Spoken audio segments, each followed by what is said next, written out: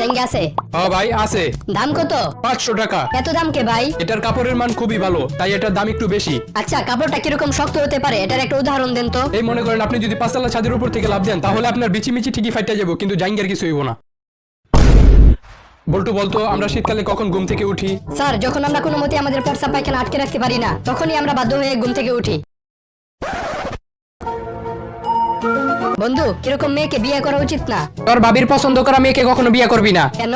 কারণ পৃথিবীর কোনো ভাবি চায় না যে তার থেকে সুন্দর বউ ঘরে আসুক।